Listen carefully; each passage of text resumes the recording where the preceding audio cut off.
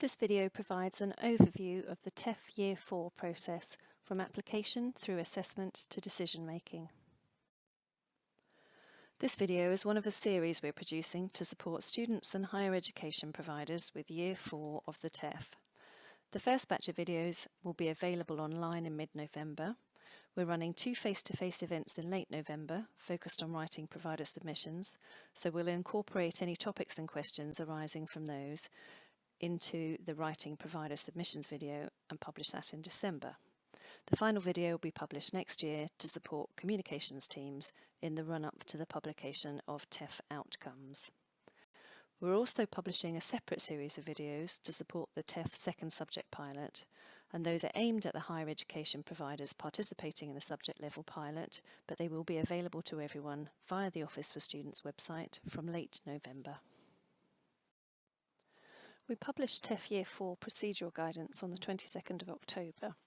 It updates, supplements and should be read alongside the TEF specification, which was published by the Department for Education in October 2017. The videos are designed to highlight key information from the guidance in an easy-to-access format that you can pick and choose from, but they don't provide definitive guidance. For definitive guidance, please see the procedural guidance and specification documents. Links to the documentation are provided on this slide and again at the end of the video.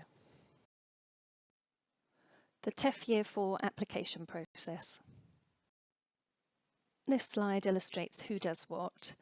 The Office for Students issued workbooks to providers via the Secure TEF extranet in October that contain the contextual data and maps, core and split metrics, supplementary bleometrics where available, and supplementary grade inflation metrics where available. Providers wishing to apply may upload a provider submission, that's up to 15 sides of A4, and that needs to be uploaded with a signed authorization letter from the header provider or accountable officer. If your provider is eligible to submit additional data on part-time provision, there will also be a template for you to complete on the extranet, and that should be uploaded at the same time by noon on 17th of January 2019. So in this diagram, the yellow boxes are actions for higher education providers and blue boxes are actions for the Office for Students. The TEF contact to every provider that might be eligible for an award has already been sent a survey to complete by the 27th of November, and it asks a single yes/no question: does your provider intend to participate in TEF Year 4? We ask this to help us plan and appoint the number of assessors and TEF officers required for the assessment process. Responses aren't binding, but accurate responses do help our planning. The application deadline is strictly noon on Thursday, the 17th of January 2019. Your provider's submission and signed authorization letter need to be uploaded to the TEF extranet by noon. The assessment process starts in February, and panel members and assessors may raise clarification or verification queries if they either doubt the veracity of content in a submission or the submission is unclear.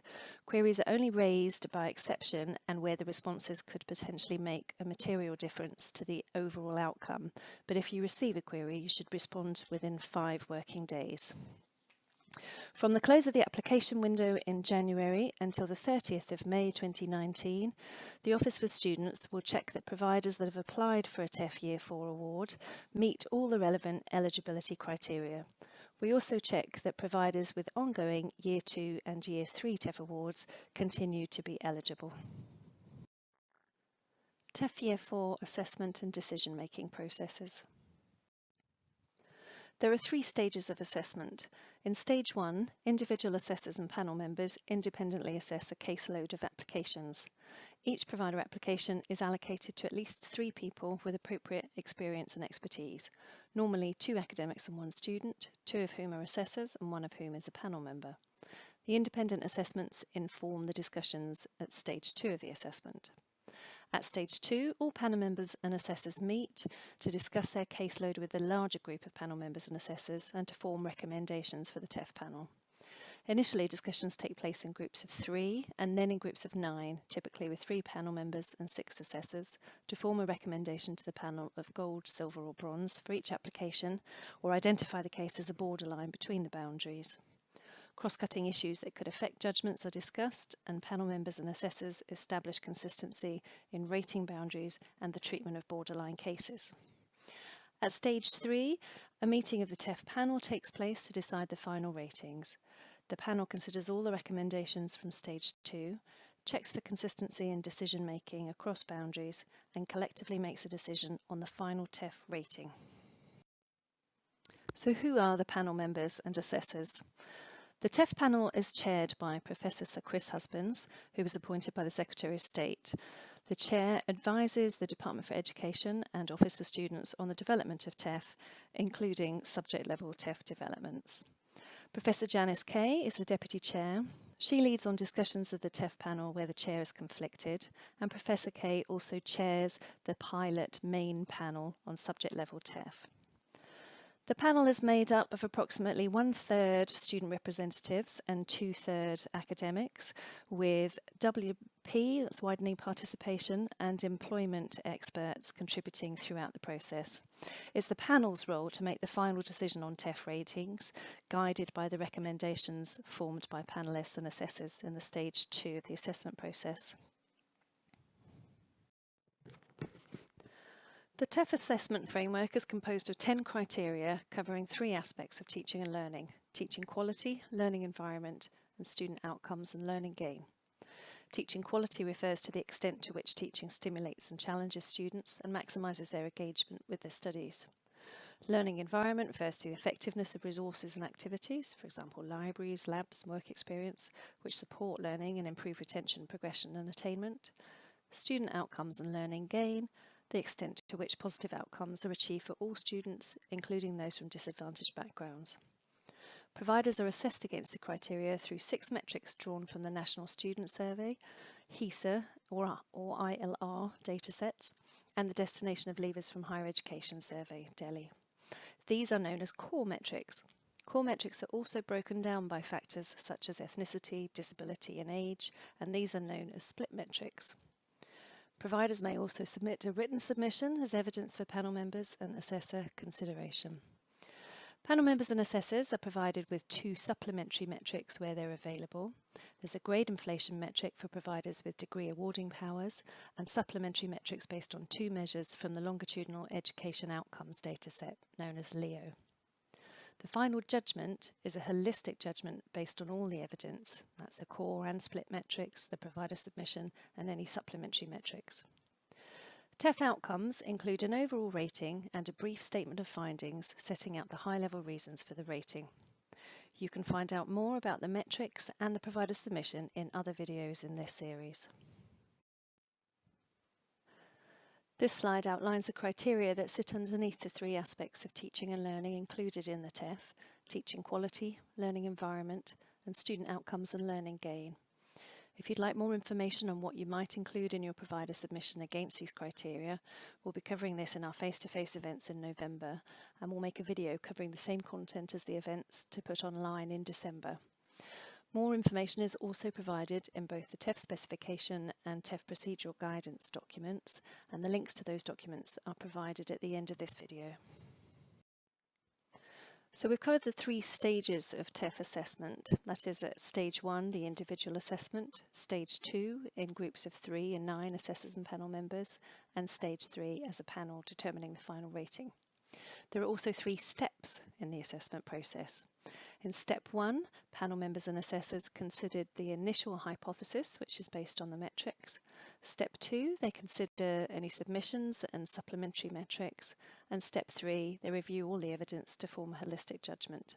So panellists and assessors use this 3-step process at each stage of the process. Step 1 actually has 2 steps within it, step 1A and step 1B. And at step 1A, the panel members and assessors will use a formula to determine a starting point about the provider's rating based purely on the core metrics and their significance flagging in the majority mode. That's the delivery mode in which the provider teaches most students, so full-time or part-time. So step 1A is the only step in a TEF assessment that is purely formulaic. It determines the starting point for the initial hypothesis, and the final rating may go up or down from that initial hypothesis. At step 1A, panel members and assessors determine the starting point by applying a formula to the 6 core metrics flags in the majority mode. That's the delivery mode in which the provider teaches most students, full-time or part-time. The 3 NSS metrics, when they're flagged, are worth half a point, and the other 3 metrics are worth 1 point. The maximum possible is 4.5 points. The formula for determining the starting point is on this slide. So if the positive flags add up to 2.5 or more and there are no negative flags, the starting point is gold. If the negative flags, when added up, total 1.5 or more, regardless of the number of positive flags, the starting point is bronze.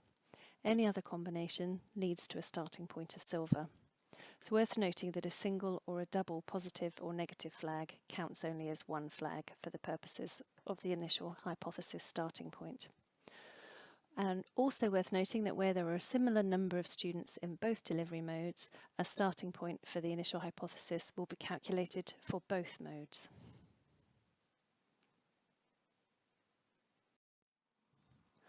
Having determined the starting point at step 1A, at step 1B, assessors and panel members review all the core and split metrics, including absolute values and other factors. They'll consider the very high or low absolute values, split metrics and any flags in the split metrics to consider how a provider performs with respect to different student groups. They'll look at the majority and minority mode data and the proportion of students in each mode of delivery. Panel members and assessors consider how the flags are distributed across the 3 aspects of quality, the teaching quality, learning environment, student outcomes and learning gain, and take other factors into account, such as the difference between indicators and benchmarks, or Z-scores. At the end of step 1B, panel members and assessors will form a judgment of either bronze, silver or gold initial hypothesis, or a borderline between bronze and silver or silver and gold, and that could be up or down from the starting point. In making this judgment, they'll also consider how weakly or strongly held their initial hypothesis is, and whether there's anything in particular in the metrics that they would wish to test against in the submission. So they're checking for evidence in the submission that supports the initial hypothesis provided by the metrics. Metrics are explained in more detail in a separate video.